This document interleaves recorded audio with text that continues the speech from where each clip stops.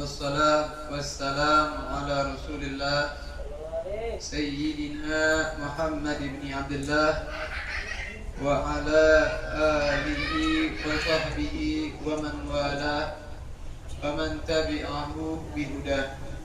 Allahumma salli wa sallim ala Sayyidina Muhammadin afdalil habaib وعلى ختانه أمير المؤمنين علي بن أبي طالب وسبطيه الحسن والحسين وأمهما البتول الزهراء ذوي المفاخر والمناقب صلاة وسلاما أبدا سرمدا لا يحصيهما الحاسب وأسألك اللهم بجاههم لديك أن تجزل لنا العطايا والمواهب وأن تصرف عنا جميع البلايا والمصائب وأن تلحقنا بهم يا ربنا يا الله في أعلى المراتب. Hadirin ikhwan, adik-adikku, para santri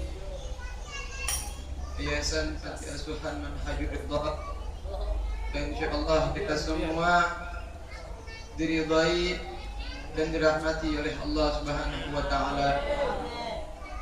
Pada malam hari ini sebagaimana biasanya kita duduk berkumpul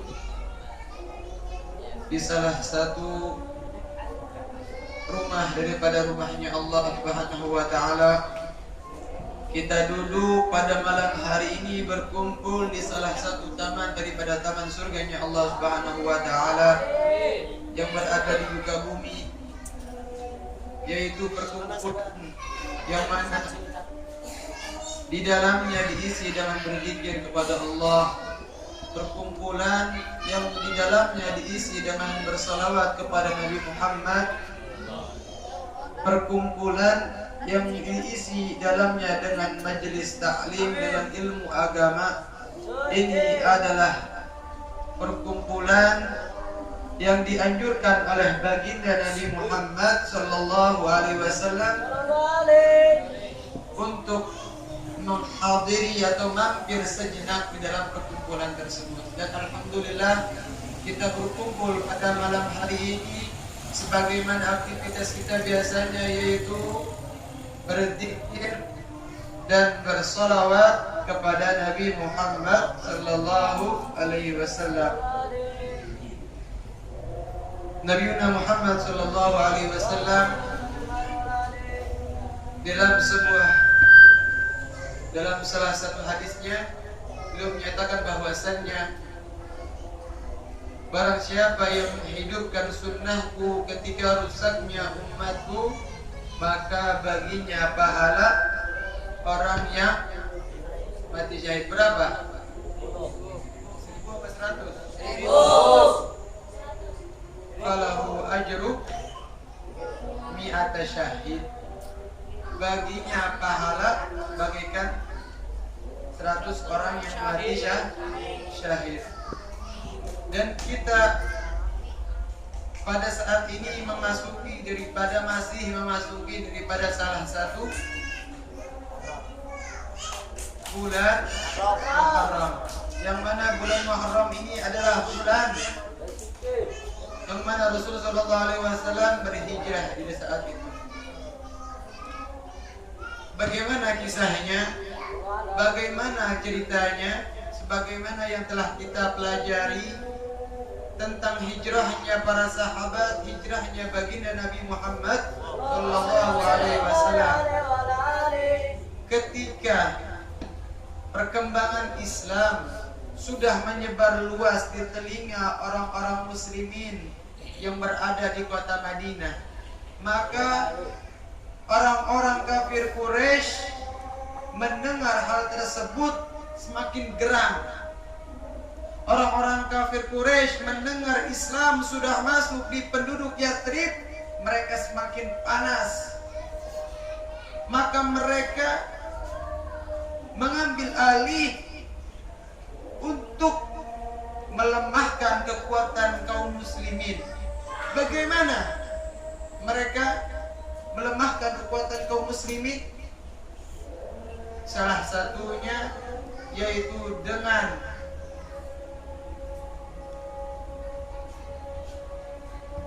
apa?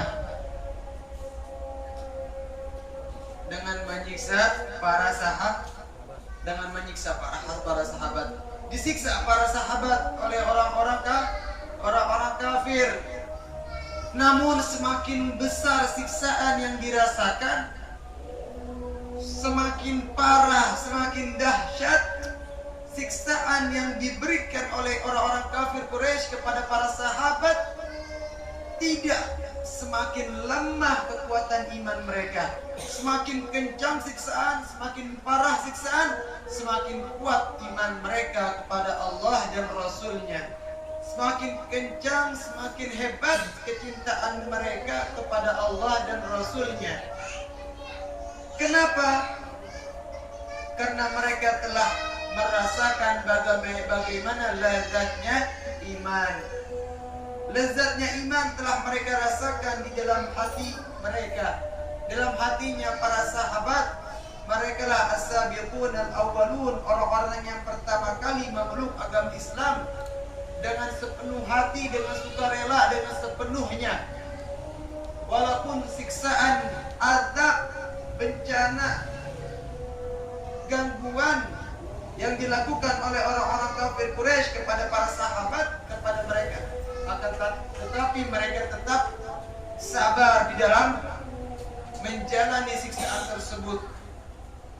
Sebagaimana kisah yang telah kita dengar tentang salah satu sahabat yang disiksa begitu parah, Bilal disiksa begitu parahnya, akan tetapi ketika disiksa suruh murtad, suruh kembali kepada agama sebelumnya, yaitu menyembah kepada patung berhala, sebagaimana datuk moyang mereka menyembah kepada patung berhala. Akan tetapi Sayyidina Bilal enggan, tidak mau. Karena apa?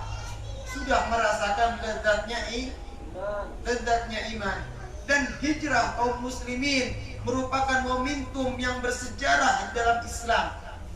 Para sahabat berhijrah karena Rasulullah SAW perintahkan mereka berhijrah, dikarenakan semakin besarnya gangguan daripada orang-orang Quraisy kepada kaum muslimin yang lemah khususnya. Orang-orang yang lemah diganggu untuk apa? Biar Nabi Muhammad melihat pengikutnya disiksa begitu parah, menghentikan dakwahnya Nabi Muhammad, menghentikan dakwahnya Rasulullah untuk mentauhidkan golongan umat manusia, menyembah kepada Allah Subhanahu wa taala semata, bukan menyembah kepada patung berhala. Semakin kuat siksaan, maka orang-orang muslim semakin kuat iman. Semakin bertambah siksaan, semakin bertambah pula iman. Makin bertambah pula iman. Begitulah yang terjadi di kalangan para sahabat. Sehingga ketika melihat hal yang demikian, maka Rasulullah SAW perintahkan kepada para sahabatnya untuk berhijrah, bertemu dengan saudara-saudara mereka yang ada di kota Yathrib sebelum jadi kota Madinah. Karena orang-orang kota Madinah, orang-orang kota Yathrib, sebelum kaum muslimin dari kota Makkah hijrah ke kota Madinah, mereka telah datang berbaiat kepada sang Nabi SAW. Berapa kali mereka datang? Berapa? Dua kali mereka datang. Gelombang yang pertama dan gelombang yang kedua. Gelombang yang pertama berapa kali jumlahnya? Berapa banyak jumlahnya? Berapa banyak jumlah golongan pertama yang datang kepada Nabi untuk berbaiat? Sedikit, nak. 13. Dari golongan laki-laki berapa? 13. Golongan perempuan? 2. Wallahu a'lam. Gelombang kedua. Berapa gelombang kedua datang sama Nabi? 73. Oh, terjadi khilaf. Ada yang mata 73, ada yang 74. Biasa dah. Rontok 700. Kira ini. Lupa di mutolaah. 700. Ini menunjukkan kurangnya mutolak. Nggak baca-baca lagi. 2 kali orang-orang kota Madinah datang kepada Nabi untuk berbaiat. 1 golongan, gelombang pertama datang, mereka berbaiat kepada Nabi untuk masuk ke dalam Islam. Maka Nabi membaiat mereka dan memerintahkan mereka untuk menyebarkan agama ini kepada saudara-saudara mereka, kepada tetangga mereka, kepada penduduk di kota Yathrib, disebarkan sehingga telinga ke telinga, rumah ke rumah mereka telah mendengar tentang Nabi yang diutus dari bangsa Arab. Dan Nabi tersebut adalah Nabi penutup, Nabi yang diutus di akhir zaman, Nabi Muhammad SAW. Maka Nabi perintahkan orang-orang yang lemah dari kaum muslimin untuk berhijrah ke kota Madinah. Berhijrah ke kota Madinah. Ini adalah merupakan sejarah yang paling berharga dalam kaum muslimin. Dalam Islam, orang-orang muslim berhijrah ke kota Madinah. Maka berhijrahlah di situ. Berapa golongan yang hijrah? Banyak. Beda 1. 1 lagi yang bilang Lebih dari tol dah. Apa lagi? berhijrah kaum muslimin ketika diperintahkan oleh Nabi Sallallahu Alaihi Wasallam dari orang-orang yang lemah, baik laki-laki maupun perempuan. Mereka berhijrah dari kemusyrikan menuju keimanan yang kokoh kepada Allah Subhanahu wa taala, agar mereka dapat beribadah kepada Allah dengan sepenuhnya tanpa ada gangguan, dengan khusyuk. Kalau dahulu mereka di kota Mekah, mereka beribadah kepada Allah diganggu sama orang-orang kafir. Mereka beribadah tempat-tempat yang sembunyi, ada yang di atas gunung, ada yang di sini, ada yang di situ. Mereka beribadah susah karena diganggu oleh orang-orang kafir. Akhirnya Nabi perintahkan hijrah ente. Di sana ada saudara-saudara kita dari kaum Ansor yang membela Islam. Disitulah berkembang Islam di tanah Arab, di kota Madinah. Berkembang Islam di tanah Arab, mulainya di kota Madinah. Mereka membela Nabi Muhammad, menolong Nabi Muhammad Sallallahu Alaihi Wasallam. Bila mana Nabi Muhammad dahulu ketika beliau berdakwah di kota Mekah, berapa tahun Nabi berdakwah di kota Mekah? 13 tahun beliau berdakwah di kota Mekah, mengkikiskan, menghancurkan kemusyrikan yang dahulunya mereka kerjakan demi untuk beribadah kepada Allah Subhanahu wa taala. Berdakwah di kota Mekah 13 tahun. Apa yang terjadi? Apa yang Nabi rasakan? Yang Nabi rasakan adalah gangguan. Yang Nabi rasakan adalah siksaan. Ayo ente berdakwah silakan. Kagak. Akan tapi Nabi diganggu, dihina, disiksa. Kalau bukan karena Allah Subhanahu wa taala yang membela Nabi Muhammad dan kekuatan-kekuatan dititipkan dari keluarganya, yaitu pamannya dan istri tercintanya Sayyidah Khadijah dan Abu Thalib, siapa yang membela Rasulullah sallallahu alaihi wasallam ketika itu? Ente mau ganggu ponakan anak, hadapin anak dulu, kata Abu Thalib. Akan tetapi gangguan tersebut terus dirasakan oleh Nabi Muhammad SAW. Dilukai, kalau Nabi keluar dari rumahnya ditaruh apa? Duri. Biar Nabi buka pintu, injak duri, maksudnya begitu. Kalau Nabi SAW lagi sujud, mereka meletakkan kotoran di bahunya Nabi. Dihinakan, diganggu, disiksa, sampai beberapa kali Nabi ingin dibunuh. Akan tetapi Allah Subhanahu wa taala yang membela Rasulullah SAW, membela kekasihnya. Pergi ke kota mana? Pergi ke mana? Ke Thaif. Pergi ke Thaif.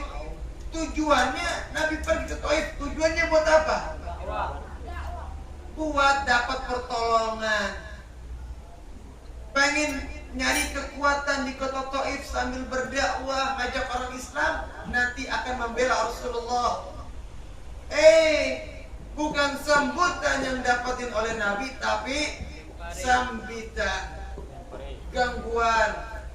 Orang-orang, para kepala suku memerintahkan para budaknya perintahkan untuk melempari Nabi Muhammad dengan batu. Dilempari Rasulullah dengan batu.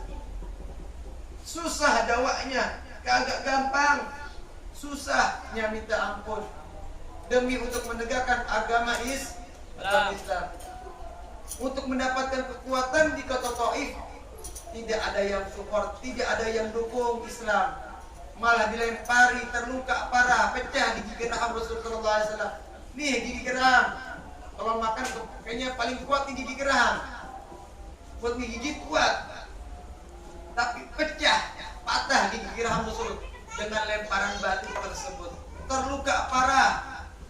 Sampai Rasulullah SAW itu berjalan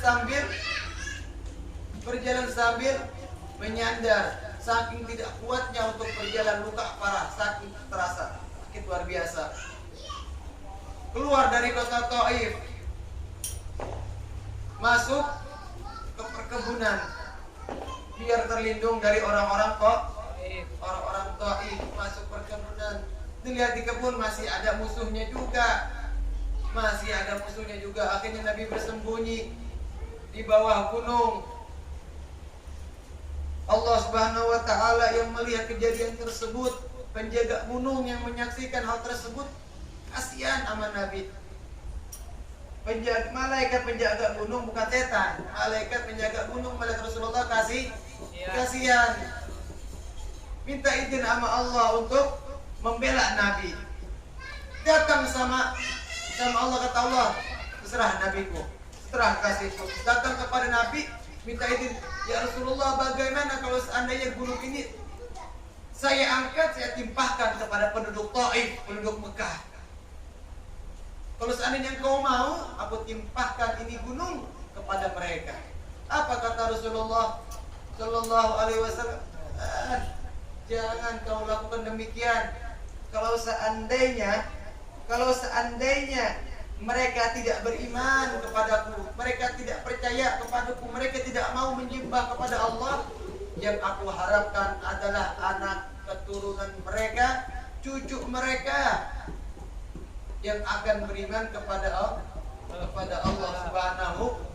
Subhanahu wa Ta'ala. Dan hijrah Rasulullah SAW yang merupakan hal terpenting di dalam Islam, harus kita pelajari apa makna hijrah tersebut. Seharusnya kita pun harus berhijrah. Berhijrah dari mana? Hijrah dari mana? Hijrah dari keburukan, hijrah dari kejelekan akhlak.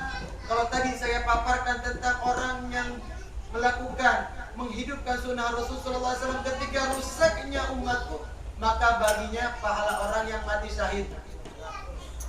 Kita hidup di akhir zaman, hijrahlah dari keburukan sikap, dari keburukan moral, dari keburukan akhlak menuju akhlak yang mulia.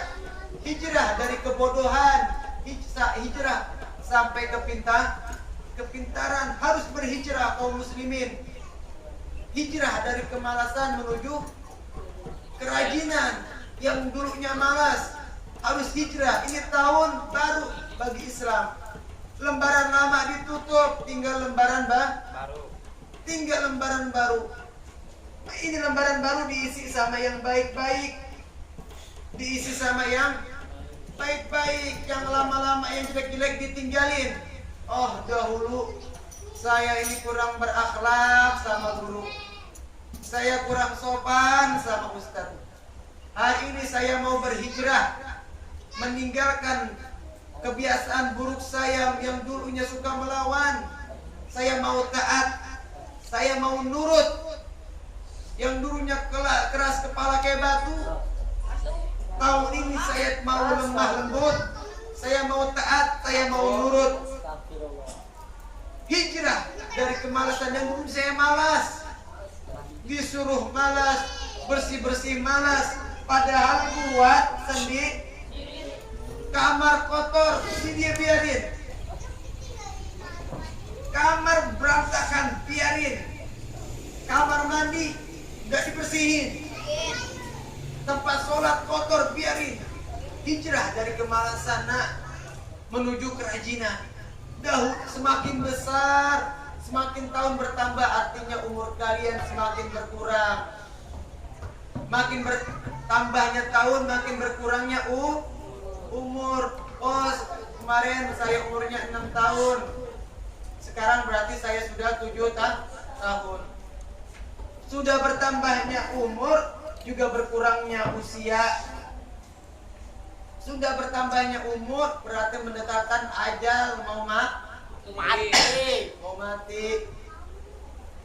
Persiapin baik-baik. Rubah semua sikap. Kemarin katanya sudah berjanji merubah sikapnya, kira-kira udah dijalanin belum? Yang menjadi saksi siapa? Allah. Waktu kalian berjanji yang melihat siapa? Allah. Kira-kira udah dijalanin belum? Kira-kira Allahnya buta apa kagak? Kira-kira emang Allah kagak lihat? Kira-kira udah dijalanin belum? Jangan ingkar janji, apalagi saksinya Allah Subhanahu wa ta'ala. Jangan ingkar janji. Jangan ingkar. Jangan masuk keluar kuping kanan keluar kuping kiri. Jangan masuk kuping kanan keluar kuping kiri. Yang gede-gedenya kira-kira bagaimana janjinya kemarin? Alhamdulillah belum. Mau sampai kapan begini terus? Semakin bertambah usia, semakin tua. Bentar lagi mau mati. Mati kagak mandang. Ente masih muda, apa ente udah tuh? Jalanin janji yang dulu pernah kalian ucapkan di hadapan Allah, jalanin. Kalau kan nanti yang bertanggung jawab siapa? Diri sendiri. Maka pada malam hari ini di majelis ini, marilah kita merubah. Kita berhijrah dari kebiasaan buruk. Perhatikan. Kita berhijrah dari kebiasaan buruk sampai kepada kebiasaan yang baik. Yang dulunya nakal dirubah, berhijrah. Dulunya nakal biarin. Sekarang mau saya ganti jadi yang bader lagi tahu. Berubah hal-hal yang buruk jadi yang lebih baik. Nurut sama Ustaz. Karena di sini adanya Ustaz, nurut. Di sini adanya Umi, nurut. Taat. Paham tum? Wallahu a'lam.